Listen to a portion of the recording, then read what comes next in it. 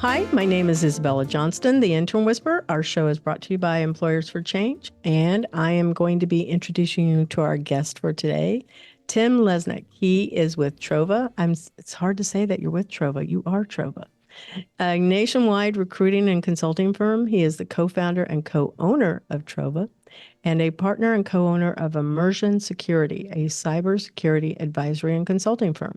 Tim has over 20 years in staffing and consulting industry itself, where he has placed nearly 4,000 professionals on a contract or a full-time basis. I don't know what that breaks down to, but it sure is a lot of people.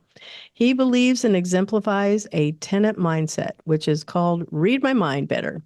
And that translates to great service means mastering the art of anticipation. And I'm going to say that's the author, Tim Lesnick. He doesn't have a book yet, but he will. Yeah. So our show is all about learning, technology, and the future of industries and jobs. And Tim, I always kick off the show with 5 words that describe you and why those. 5 words. So passionate. Okay, so why passionate? You come to me with something and I tend to be engaging. I really believe in the things that I believe in. I have strong opinions about them. And people would say I would have been a good litigator. I'm like a master arguer, probably Irish Catholic upbringing and that type of thing. But, if there's a topic that I have an interest in, I come in full-fledged, boisterous, communicating, and we'll stand toe to toe with anyone about it, right? And so I know it's opinionated, but and then I literally love what I do, and I'm all about personal betterment as I go along. And so I think that drives me, right? If there's something that I'm interested in, I'm kind of relentless about it. You sound like you could have been a really good attorney. I used to say that. Yeah, I was told that a lot. Trial attorneys, you just described them really well. Yeah. And I flock towards those shows like, Lincoln Lawyer or Time to Kill. And, I literally used to listen to LA some of those. Yeah. Whatever. Oh, I watched that back in the day. Yeah. Yeah. Yeah. I flock to those shows. So your second word was faith. Why is that? Well, I grew up in a family of faith, Catholic upbringing. I went to a Catholic college and Jesuit, based school. And then not just in that, though, I think of faith as having faith in people and faith in the right thing. So, listen, I believe in a higher power and, the unexplained. And I feel like we're all connected and all in somewhat of people call it a simulation or a test or anything you want to relate it to. And I believe that. This has been used a lot. My firm belief on the mystical understanding of the universe is that I'm a spiritual being having a human experience. And so that's lovely. Yeah. And so I've heard that said recently by other people, and I've been saying it for years. It's not my coined phrase, of course. Actually, Bob Frizell, a guy I read several of his books, but I'm not here to talk about him really. But, in general, I just think this is an experience, right? And deep down, there is something that drives me, that's core to me, that is inherently good and inherently loving. And I don't lose touch with that. And I'm raising my sons in that fashion. And to me, the religion things are all very similar. And what you label it doesn't really matter to me as much anymore. Catholic, my sons go to what started at the JCC. Like, I don't necessarily care what people's religion are. I think I look for the commonality among religions and that faith in something bigger than myself. And that drives me and keeps me grounded, and it's kind of something I live my life by. That's really, really nice. Okay, so we're going to jump to a word that is just, some people go, wow, you went from faith to weird. Okay, but aren't we all weird? I'm going to just help balance that statement. Yeah, I said this years ago, or, I love that word weird, by the way. And I mean, like nerd? Well, not so much nerd. I guess today's like cool geek is sort of the thing. It had a bad connotation for a long time, nerd and geek, right? Growing up and generationally. And now it actually has, there's people that say, geeks are going to rule the world one day. And so if you think about some of the most richest people in the world, most of them are geeks. You know what I mean? So it's like, well, what are you saying? Is that really an insult? Maybe it's a driver, right? So anyway, I say good weird. Like, the example I always use is say good weird, not bad weird. Like I'm not into horror movies and creepiness and that type of weird, right? I'm in the good weird is like Knight Rider weird. Like Knight Rider was such a weird show. Technology. Yeah, and MacGyver. looking at things in a different way, like taking in the picture and then saying things that people wouldn't otherwise expect. Like I like to catch people off guard. And so I have a weird way of looking at things. I've been told that a lot. And so, yeah, weird. It's probably one of my favorite words too. Yeah. I like that too, but I really do think people were all a little bit different. Charismatic. I would agree with this word very much. Thank you. This one came from my wife. So I was trying to come up with, hey, what's the word to describe me? And my kid's babysitter, nanny, she said it too. She's like, I think that's probably your number one if I were to say that. Okay, you have 3 people giving you that vote. What is that telling you? Yeah, that is compliment. Yeah, totally a compliment. I love it. For me, I was toying with engaging or gregarious and sort of thing. Like, look, I love people and engaging in others, and I'm all about like personal betterment and engaging those around me. And I'll get more into where that comes from and stuff, but that's so where it is. Like I naturally just kind of transparently and openly put myself out there to others. What you see is what you get. And I have a genuine curiosity and interest in others. And I think that shows in the form of charisma because I have that sort of engaging personality and way of, I don't know, pulling others in. The last word, and I'm going to add a statement when you finish your last word, communicative. I was a communications major. People call that a BS major a lot of times. I actually am kind of a geek about it in terms of, look, I literally studied at Boston College, and that's where I learned it and actually geeked out on what it means. And nowadays, think about it, like that's one thing that's lacking from some people. We communicate in a variety of different ways by how we look, how we act, how we compose ourselves. There's that whole thing from Hitch, Will Smith gives out, back in that movie where it was like, hey, only like 10% of communication is the words coming out of your mouth. And I'm kind of a wordsmith and I'm big into what words I choose and trying to get better at that. And so to me, it's also part of what I do. So body language and what they say by not saying something and what that means. So I love breaking down all that's involved in communications. This is not just the words coming out of your mouth. Nowadays, it's what you're typing, what you're texting, how you're saying it, the tonality you take on. And, everyone always talked about body language, tone, and words. But to me, I've worked hard, and it's been a part of how I've been successful and what I leverage most in my business is to sort of break that down and be as unbelievably good as I can at that, at communication. So now, this one wasn't a question that I shared with you, but I think everybody thinks they're this amazing communicator. And I disagree.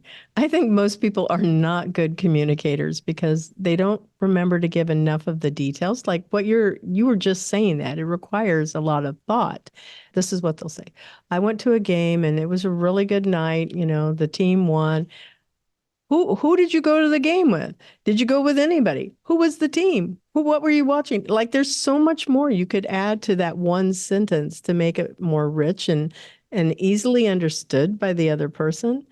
And I feel like most people, they think they're a 5 in their communication skills, and they are not, because just as you said, it's more than just the words.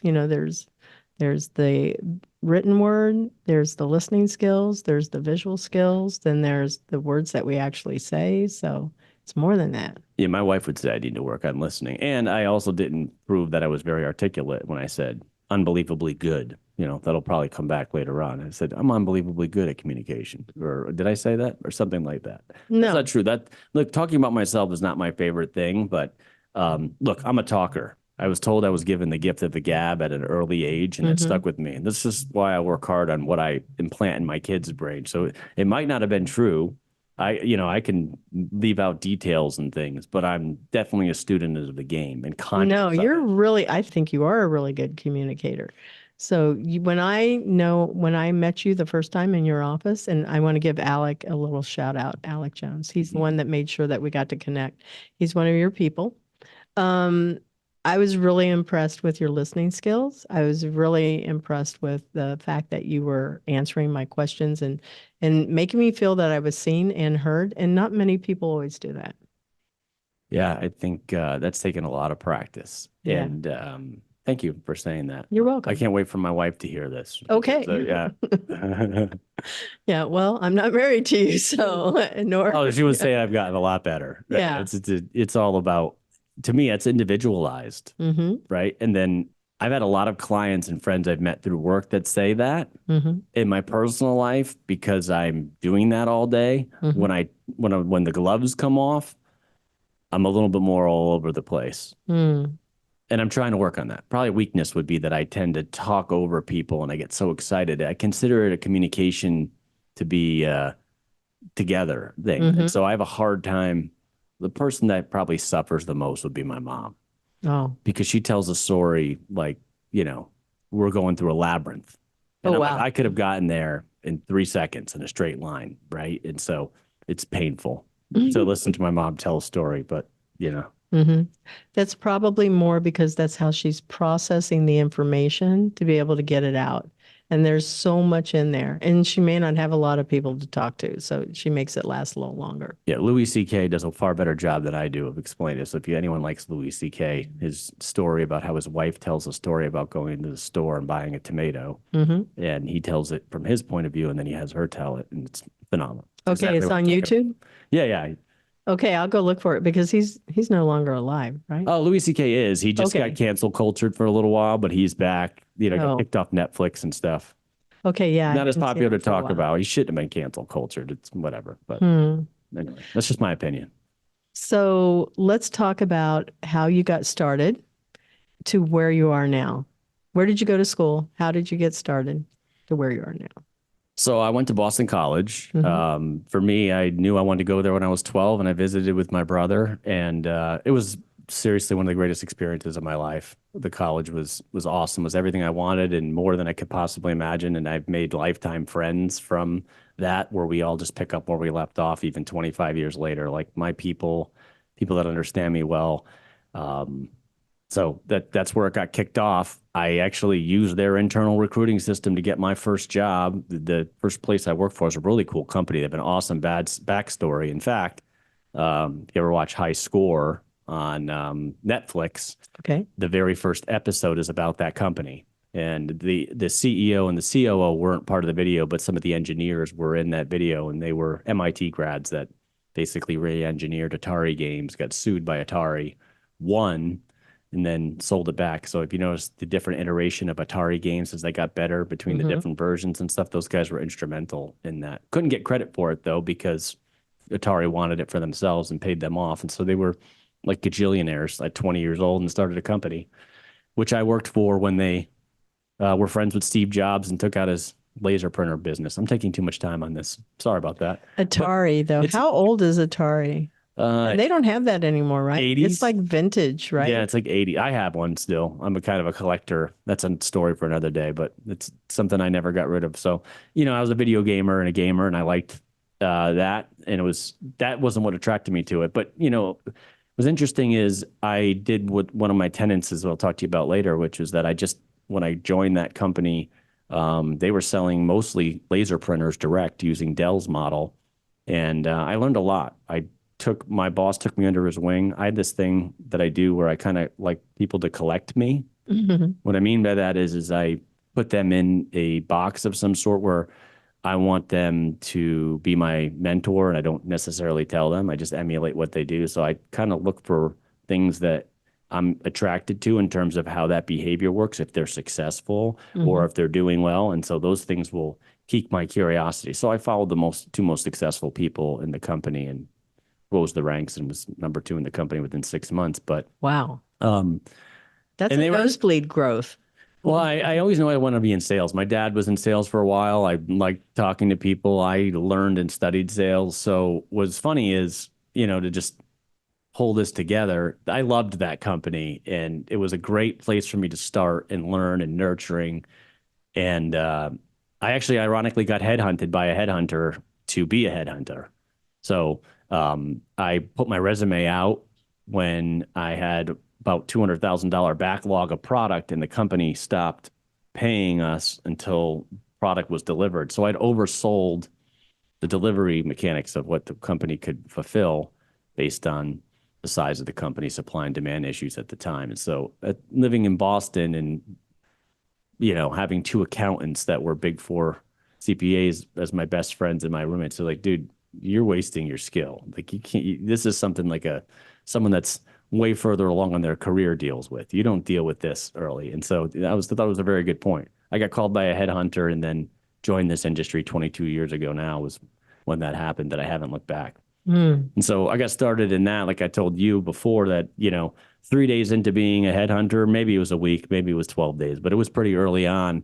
I had a childhood friend of mine look me up and say, hey, Tim, I'm in Boston. I heard you're in recruiting and, I need a new job. And I'm like, what are you doing? He's like, man, I just want to be in Boston. I'm following a girl. I'm moving to the city and I need a job to put on my application. Can I put your name and your company? And I'm like, well, I actually have a job for you. It's on our board. And I put him in at 3 days, $10 an hour.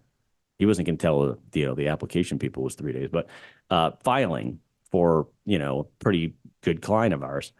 And a couple hours into his first day, so I placed him the very next day in a job, made a placement. They said apparently very few people make a placement in their first month. And I did it I think it was 3 days into the job, quite frankly.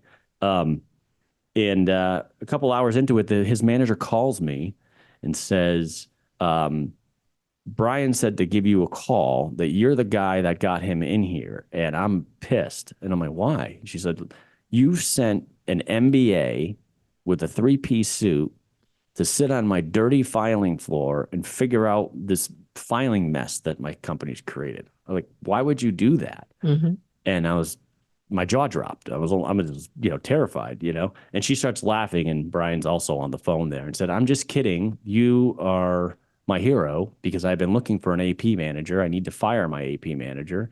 And I'm going to make Brian my AP manager starting tomorrow. So I know he said you just started there, so you probably don't know what to do from here. So can you get your boss on the phone so we can negotiate his salary and get him started here as a full-time employee right away? So that all worked out great.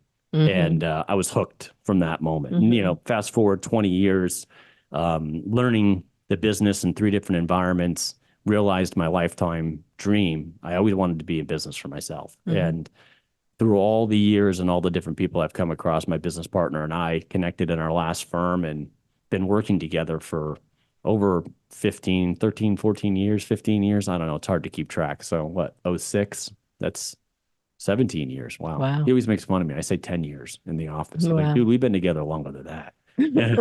Anyway, we started Trova in 2020 and our network took care of us right out of the gate. And, so now I help people get jobs. And most importantly, I think I help small to medium-sized companies hire talent. Like at the end of the day, we're going to talk about a lot of different technology and other things today, but I'm all about people. And to me, people are even more important than process. Everyone wants to fix process and automate process and grab all these. And listen, 60 to 70% of what I've placed in my 20 years have been IT people and people doing the things that we're talking about, are going to be talking about more today. But at the end of the day, I think you can't get away from the people. And I feel like, each person has their own light and their own magic to bring to the table. And I help both of those parties get out of each other's way. Very much like the analogy I use a lot is dating. You can realize that when you're dating, each person sends their representative, and there's a disconnect. And so there has always been trying these things with matchmakers through the years. And why that doesn't always work in the dating side is because love's funny, right? There's a lot of different things involved in that. However, I feel like that the calling for me is really in that job side of it. I love it when I can look at a company and break down what it is, and then interview people and break down what they're all about and understand what their motivations are and some of the things we talked about me today. Then I make those matches. The lines I use, I'll end with this in this part because I know timing is important. It's just that I just say, you're the worst person to hire for yourself, myself included. And what I mean by that is I never hired great for me or my team. And the reason is you put out an ad, you put out what you're looking for from people, And I teach them this. I say, be what they want you to be to get the job. All headhunters teach people that. I like an authenticity thing, so I don't do that anymore, but I used to for a long time, and I was trained to do that. But every person does that, right? Because if a company's hiring for an accountant, they want to see that you have an accounting degree and have been an accountant before. They're not Right. going to hire a fisherman, or someone that's got a nursing resume to come be their accountant, right?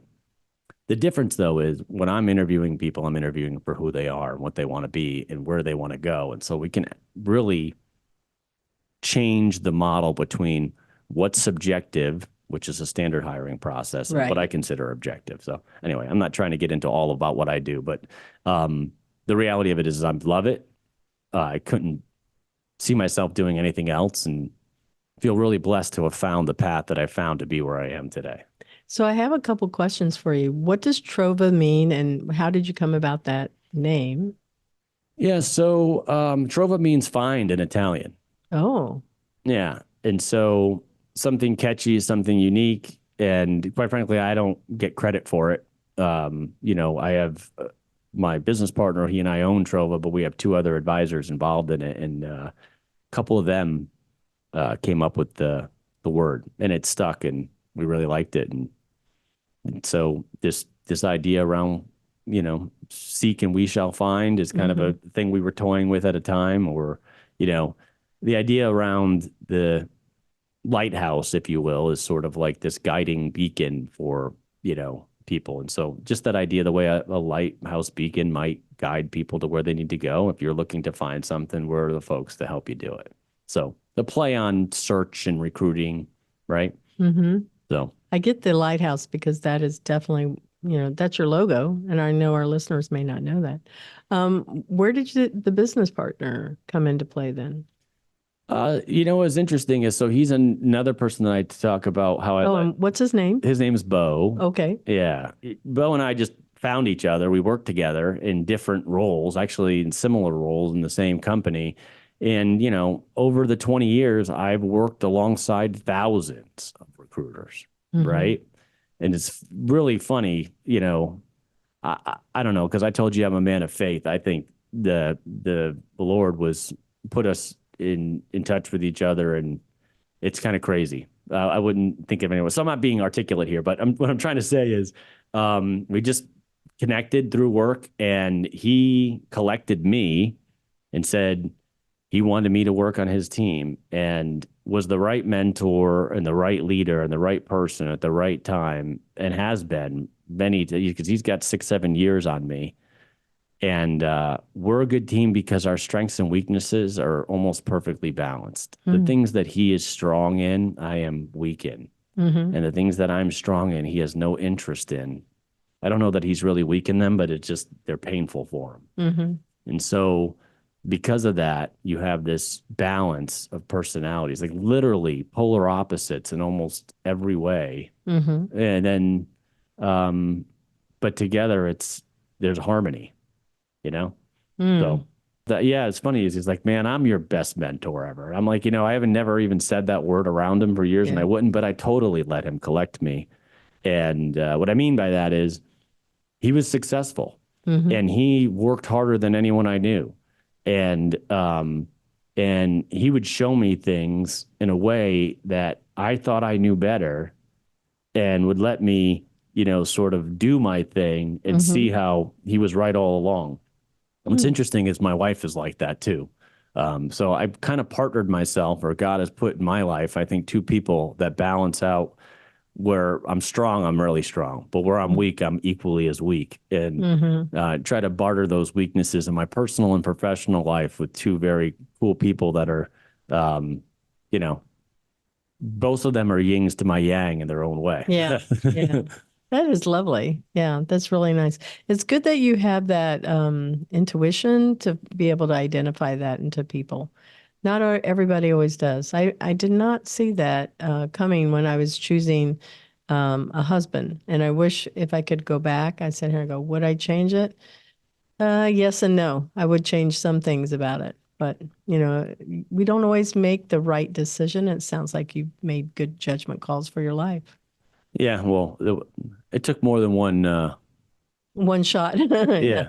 Yeah. You will. Yeah. And It's good. most of this stuff is like that hindsight is 2020 stuff, right? Like looking back now, that's what I consider wisdom, right? Like as you Hmm. get older, I think that's where wisdom comes into play. I mean, literally, the older I get, the more I know, We how know little I know, how right? little we know. And but that wisdom, you look back and say, hey, what was going on here? And if because I operate in faith, and you think about the footprints in the sand or other analogies you see out there where I know God was carrying me at time, or I just see guiding light in my life all along the way. But I knew where I wanted to go. I wanted to be right where I am today, prayed for it and thought about it for a long time. And so actually walking in that is, you know, it's inspiring, audacious, scary, and fulfilling all at the same time, you know? Those are really good verbs that describe it because I've had those conversations before with some of my own family, and they don't know how to articulate what they're feeling about it. They would rather have the most difficult conversations that most people would not have, whether it's about sex or something else, like pick a topic. And to talk about faith is very, very hard for many people. It's very personal, it's very intimate, and it shows either their frailty that they're afraid of being able to be seen as something or a person that is frail, but yet we are. We in a moment we can be snuffed out. So, it's always good to remember where we came from and who's been a part of our life and to be grateful for all of those things. And I think you're just totally hitting all of that out of the park with, how you're describing uh, what those lessons are that you've learned in life so far. Thank you. I mean, Yeah. I think it takes a long time, but I would say there is people don't even know why they believe what they believe. Yeah. And we all have limiting beliefs instilled in us based on where we were lived and who we were born to and who was around us. Mm-hmm. And we're not always aware. And in fact, we're pretty pure and innocent and filled with love and joy and glory. And the world actually beats that out of you. I see Mm-hmm. that with my 6 and 4-year-old as they're growing, right? Being a father, I see that in front of me. And so a lot of that stuff comes full circle for me. So Mm-hmm. I think a lot of the things that we see going on are people too caught up in the details. They're too caught up in noise. They're too caught up in the nonsense. When you look outwardly for solutions and pick apart and judge others, that's not how you get to solutions. You got to look in, Mm-hmm. and then you got to do the work. And that's just two things I think are very important. Like, how could I be better? What can I do to make this better? Not be governed by things we're regurgitating because we heard it, we saw it on social media, we think it's true. Do you really believe that to be true? I think very few things actually are true. And most of the other stuff is just made up in an all encompassing situation that's a distraction. Like, what are we supposed to be doing here? Right? This leads really nicely into your favorite thought leaders because I'm expecting you to say Jesus, honestly, or God.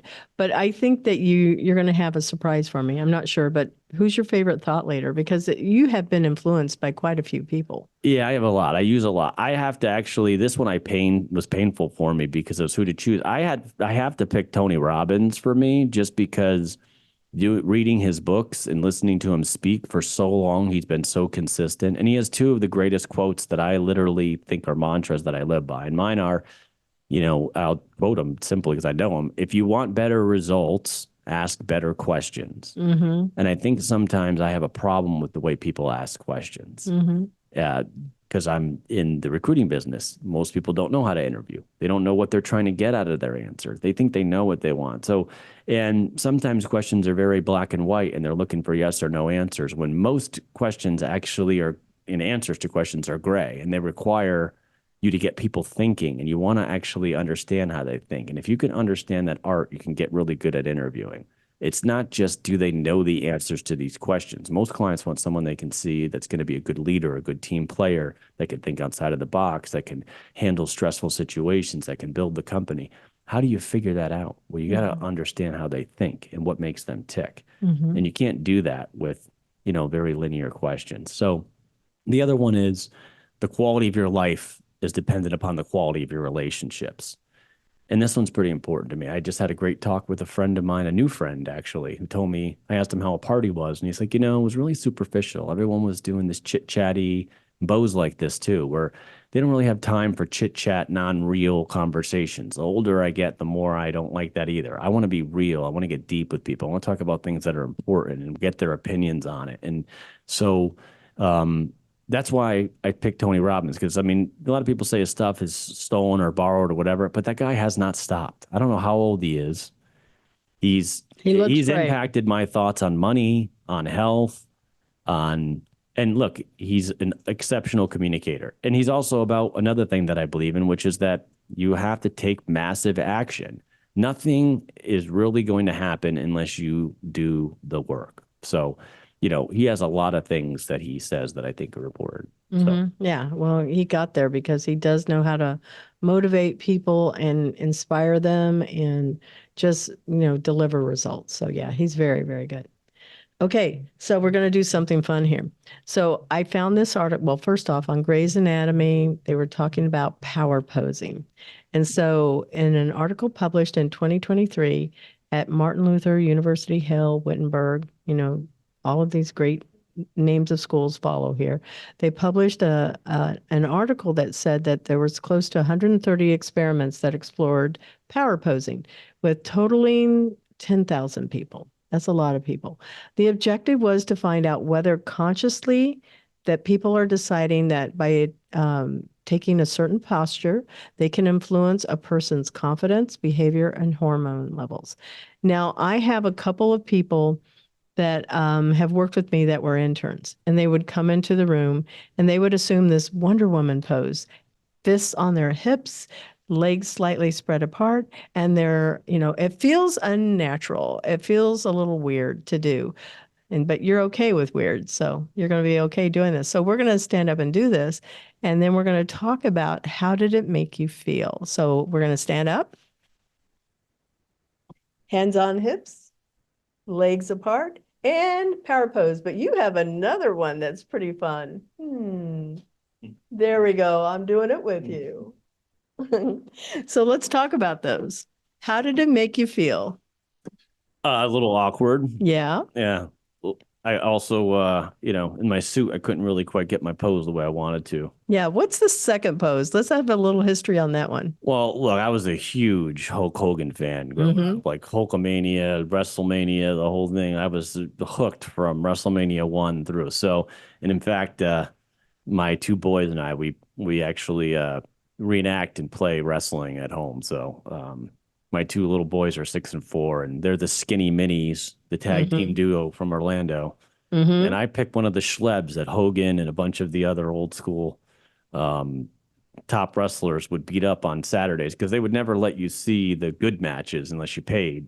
Right. And so I'm Omar Atlas at home. If anyone ever looks up Omar Atlas, he was the wrestler that always got beat up by the top wrestlers in town. So anyway, but that Hogan pose comes from that. Like, I'm always posing when I come in, and they can't get enough of us wrestling and running around. I learned that kids, girls and boys, doesn't matter, get oxytocin and they connect with their father through play, and that's how fathers connect with their kids. And women connect through the sort of the cuddling and the Nurturing. Yes, exactly. Yeah. And so I want to play anyway. I want to have fun. That's how I am, and so, and then it's kind of weird. It's like a funny thing where I make an announcement out of it and everything like that. So I teach them their poses and stuff. So there are different types of Hogan flexes that I'm always using and doing. But that's in my private life. I don't superhero pose at work. Yeah. For sure. And he's not really a superhero, but I don't usually go to the fictional side. Batman's probably my favorite. Batman does do a pose, though. He does put his fists on his hips too. Yeah. Assumes it, but the mask makes it a little bit more private. So he's not feeling like, oh, I'm totally exposed here. Yeah. And my favorite thing about him is just, he operates in the dark, behind the scenes. He's not out in your face, and he's a vigilante, getting rid of riffraff that are otherwise doing bad things. And that's why he's my favorite superhero. I love it. So that's what was interesting from the study, is that if you spend 5 minutes doing it and you really, really concentrate on what it is that you're doing, you're going to be feeling like a lot more confidence. And it really was boosting. So I tried this for a week, 5 minutes, and I was going, I do feel like I can do anything. So I found it a cool thing to do, and I went, "Oh, I'm going to bring it on the show, see what people have to say." I like it, and I agree. I have to just comment on one thing. I would say yes, I'm kind of smiling. I Hmm. feel less awkward, maybe a little bit more able to be transparent. But in 2024, I started cold plunging in my Whoa, pool as soon as I get up in the morning for 3 to 5 minutes. And that is, that wakes you up. it's killer. Yeah. I've done it 8 out of the last 9 days. Which is this, the ninth? And Hmm. I swear it's a game changer. Oh, yeah. So it's doing the things you're saying the pose does. Hmm. So It if the absolutely pose does. runs out, that wears out its welcome, go into 58-degree pool or cold water for 5 minutes. Oh, Yeah. awesome. I was a swimmer in high school, so I do know that, and we had to do it every day, and we were here in Florida. So, yes, and it was not a heated pool. So, yeah, Nice. like what you were saying. So, this is our last question. Then we're going to take a break and acknowledge our sponsor. But what do you want to be remembered for in your life? Yeah, I think the biggest would be, the word I would use would be impact. I want people to think anyone that knew me would be that I made their life better in some way. Maybe I gave them a tip or the time I spent with them. I'm a fun-loving guy and try to spend and improve everything around me, starting with myself. It's like a constant drive. And so anyone that I've come across or interacted with, I'd say, that Tim guy, I like him. He had this funny thing he said, or he had this thing to do that it puts a smile on their face or makes them feel in some way better or more connected. I hope there aren't people that think of it in a bad way. Mm-hmm. I can't think of an enemy I've made in this world. So Mm, maybe a couple people I dislike, but that's very, very rare, right. right? And so that would be it. Like, something happened to me tomorrow. People say, you know what? That was a good guy that cared a lot about others and really wanted to do the right thing no matter what and really improve and lift up those around him. And so I hope that stays with me. Hmm. That's what drives me too, right? So I would say yes. So we're going to take a moment and acknowledge Cat 5 Studios, and we'll be right back. The Intern Whisperer is brought to you by Cat 5 Studios, who help you create games and videos for your training and marketing needs that are out of this world. Visit Cat 5 Studios for more information to learn how Cat 5 Studios can help your business. Thank you, Cat 5 Studios. So now we're back to the second half of our show where we talk about future of jobs and industries in 2030. And it's so hard to believe, but like we're down to like 15 minutes. So we're going to have to, I know time flies always doing this. I cannot begin to tell you how much. What do you think 2030 will look like in the world, your industry, or with jobs? You can pick any of those, just one.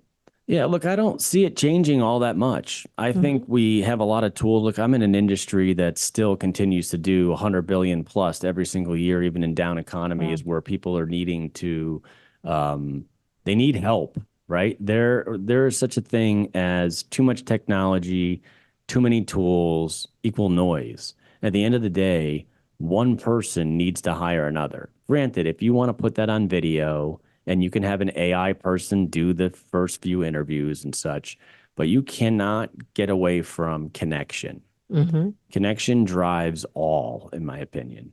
And so we might kill the processes. Processes have gotten better. Look, 22 years ago, I was cutting classified ads at a newspaper and I had a drawer full of resumes. Now they just happen to be digital, right? And I can query a database. Is that more efficient? Sure. But is the process of hiring somebody any different? No. And really, is the process of hiring superstars, which is the key. Anybody can hire anyone to do a job. But how do you hire someone that truly creates impact? That's what I feel like Trova does, and me and my business partner Bo do extremely well, which is to understand a business where they're at. And I've seen it over 22 years where I can name people that have been at a company 18 years, 13 years, 15 years, or people call me up. I get Christmas cards. What is it? Hey, you truly changed my life. And sometimes these aren't even people I placed for a fee and charged a customer. I just gave them a piece of advice and a piece of myself to help them get where they needed to go because I've learned the art of this, right? Hmm. And so, yeah, AI is going to help. They're going to filter resumes. We filter resumes now, whether with or without AI. I need to know if a client needs a certain technology, if they need a Salesforce guru. Well, you better know Salesforce inside and out. Anyone that's applied to that job that doesn't have Salesforce on their resume is immediately a no, Mm-hmm. The funny part about it is internal recruiting is usually looking for reasons to say no. They're in a process of elimination because they're trying to get a small pile. In my business, and my business partner, we're in a process of inclusion. We're bringing everybody in, talking to who the best of the best are. And I may met the person that's perfect for your job 4 years ago. They may have already worked for me 3 times. And you may not know about them because they take my call, not yours. They're not applying to your ad. They're going and being the Salesforce guru of the decade, building systems for people, and you don't have access to them. Well, you do if you know me. And that might be a pompous way of saying it, but sure, AI and process will make this better and maybe can get people there more efficiently. But at the end of the day, if they don't have connection and they don't have a true expert that can help them look outside of their own process, like some of us need gateways into ourselves. We need other people in our life to help us see who we are and what we're actually doing. So you can't go it alone. And so to me, outside of this, that's why I love what I do, right? I could talk about it all day long. So, I mean, I know the question's really about AI, but I see it still being a contact sport. Hopefully, otherwise I'll be out of business in 7 years and maybe I'll be podcasting or digging ditches, but I don't know. Oh, well, I'm not sure about that, but I agree with you that you have to we as a world and as jobs, we need to make sure that we have things balanced. And keeping the humans human-centric in the workplace is going to be very valuable. And knowing that the automations, they're there. It maybe takes tedious tasks off so we don't have to be trying to figure out, oh, I hate doing this. I don't want to have to put the decimal point in every single one of these. I know that Mac and I were talking about something earlier on the podcast and going, oh, yeah, I want the decimal point in this. And it was overlooked. And now somebody has to go back and go put the decimal point in every single one of those particular episode numbers. So that's tedious, but there's always going to be somebody that loves that likes it because they don't want to talk to people like you and I do. Right. And that actually is a skill, though. You can't ever, the ability to communicate and have empathy. And, if there's jobs that require that, that's where you want to focus going into 2030. And, if you can sell something to somebody and not the old school way, the new school way, which is being a good listener, a good communicator, helping people get where they want to go, giving before receiving, knowing that if you give all of yourself and deliver tremendous value, it'll come back to you tenfold, right? Living with those kind of principles should guide you. If it's a process-oriented job, you might need to start considering a career change because processes are being taken away as much as possible and automated as much as possible, right? So I would agree. Yep. So positive or negative, which would you like to talk about? Robots, AI, augmented reality, virtual reality, generative AI, anything? How are these all impacting work? What are your thoughts? Listen, as a gamer, artificial intelligence has been been around a long time. As a kid, growing up on Nintendo mostly, sorry, I was very frustrated with the AI of Nintendo because it was cheap and it was hard, right? Especially if you put on hard difficulties. And that's one that was trying to, I won a video game contest. Okay. I was an uber geek. I would keep a list of every single game I ever beat. How much did you win? Did you win money, prizes? I actually won this is a funny story. I won a Dreamcast in a bunch of games. Wow. I won this in college. And so, and I obliterated everybody I played. It was kind of a lottery system. It wasn't like the best of the best who went in there, but I played NBA 2K when it came out for Dreamcast, when Dreamcast was lit up. And in the finals, I won like 22-4. I was shooting half-court shots at the end in the game. Whoa. Yeah. It was like, we'd play a quarter. I don't think I gave up very many points. It just, and the game wasn't even out yet, right? It was like, first one's playing it and stuff. So did you find playing the games addictive? Was it taking away from you going to school? Because that's part of the pros and the cons, right? I played and lettered in sports. I was in track. I was in soccer. I played football recreationally. My parents didn't want me to get my head bashed in. Played basketball. Was successful in that. Got A's. Did great in school. So no, I had a lot of friends. So I actually learned to balance that. And that was actually, I even use it today. My wife and my kids go to bed. I'll take an hour or two and pull out. I have all my old game systems, probably. Anyway, including Atari. Including an Atari, yeah. And like 15 systems and I don't know, thousands of games.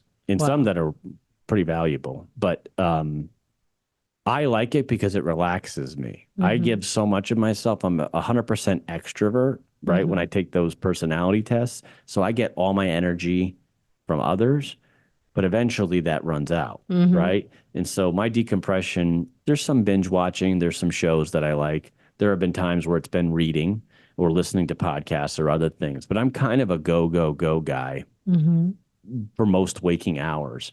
And then my decompression time, that allows me to escape. It gets me to turn off this. My brain's on a motor, right? It's constantly going, looking at things around me and such.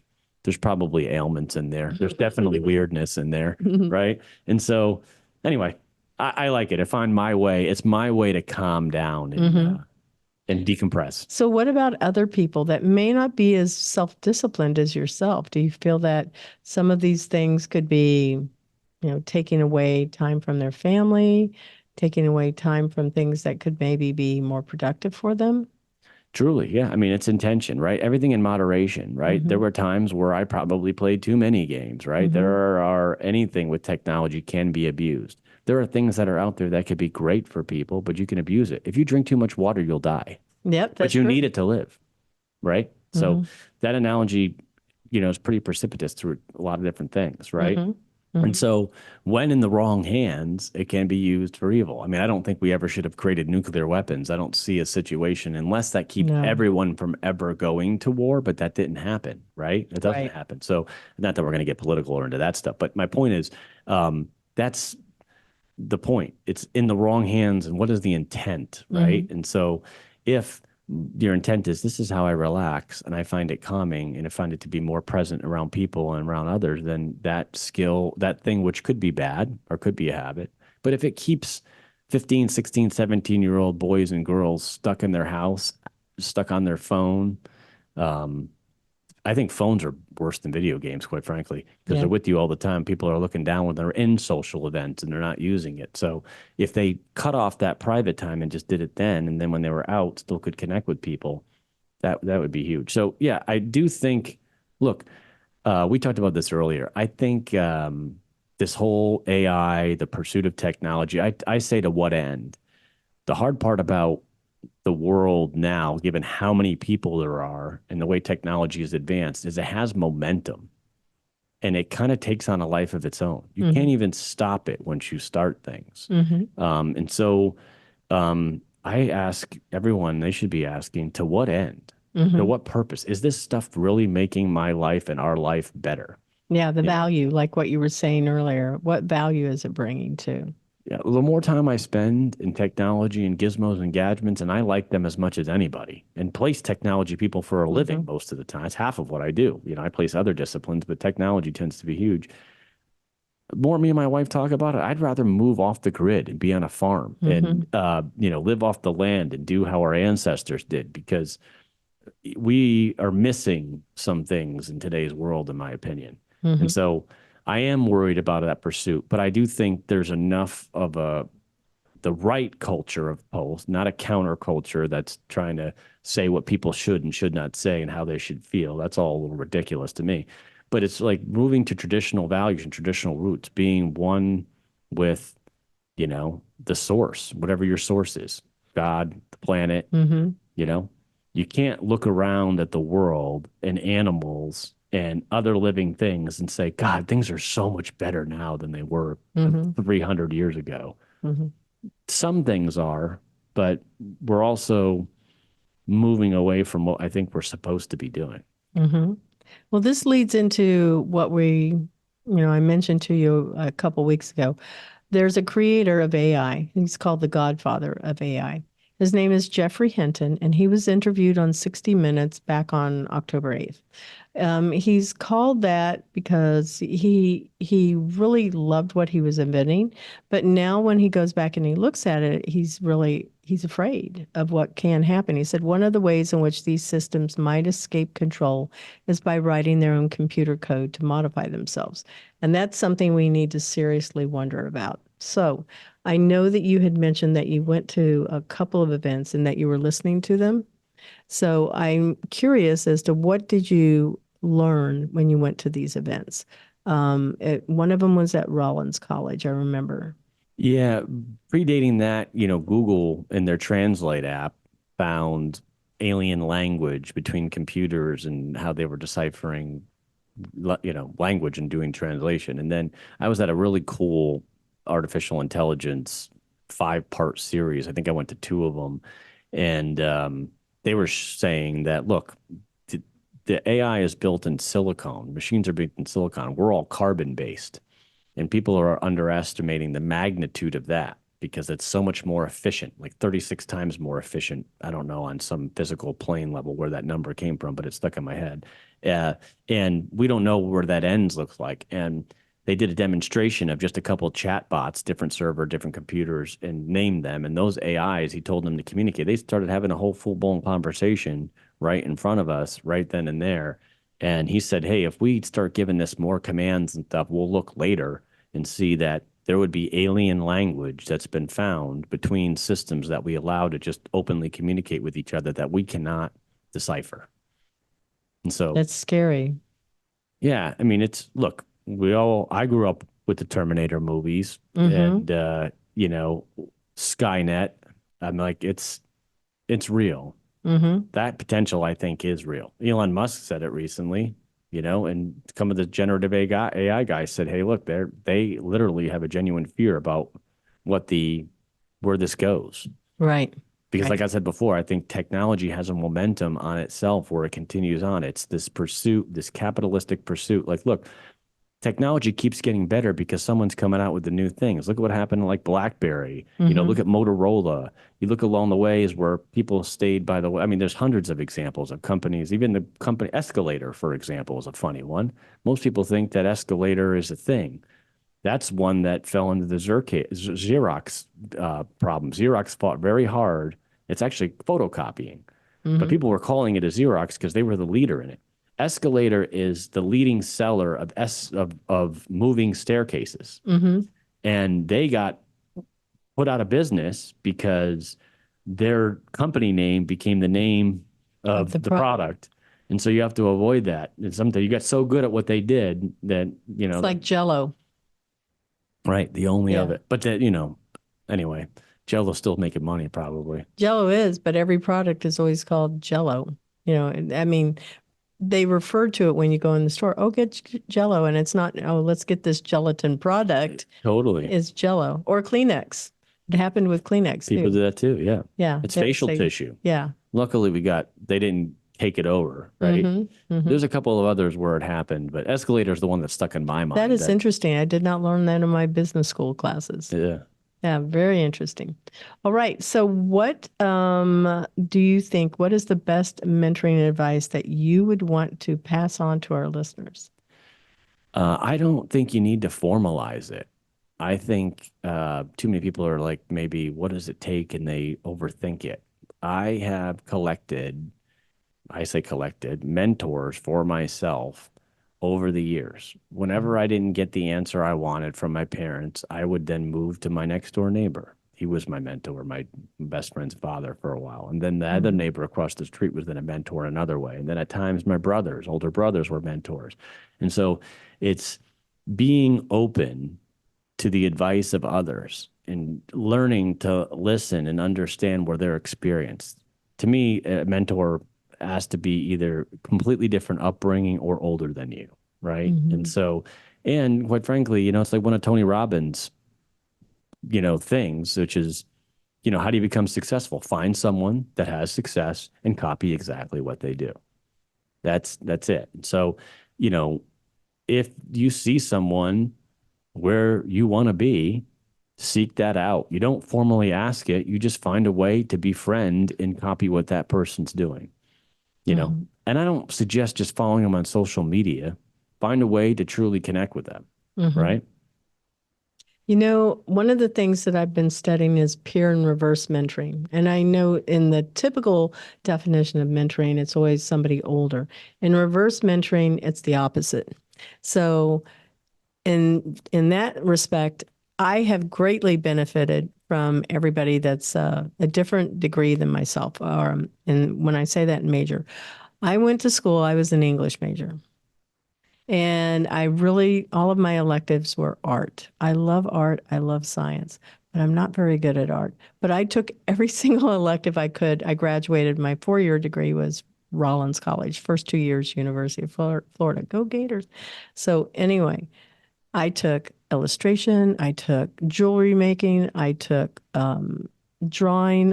Which is different from illustration. I took sculpture. I took everything that I could possibly take. And what I learned is I'm not very good at it, but I love it. I really love it.